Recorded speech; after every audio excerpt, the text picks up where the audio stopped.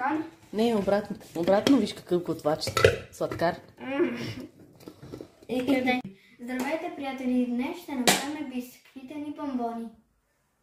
Така ли? Не, обратно. Обратно виж какъв готвач. Сладкар. И къде? Сега съм аз.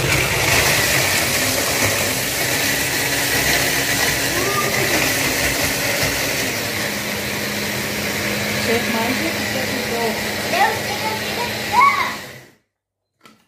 Да, сега е готово.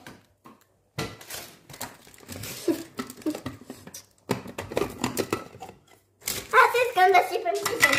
Чакайте да взема ножа. Хайде.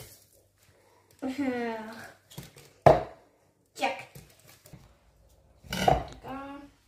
Така.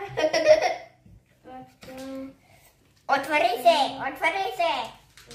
Така. Така.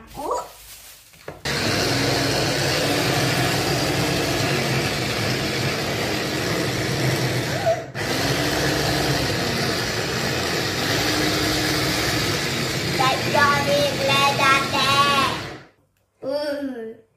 Дай ножица, мамо. Искам да бъркам.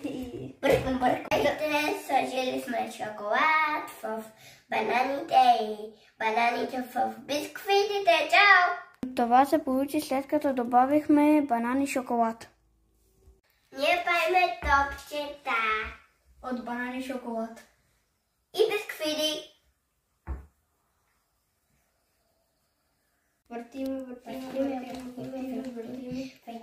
Виж, ето, перфектно топче. И аз? Да. Вау. Така искам приятели, натопихме ги в шоколад. Сега трябва да престоят малко в хладилника. Здравейте хора, след 2 часа в хладилника нашите домашни бомбони са готови.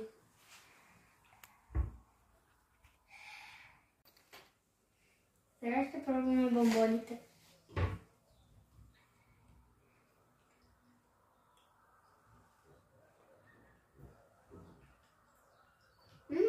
Ммм. 10 от 10.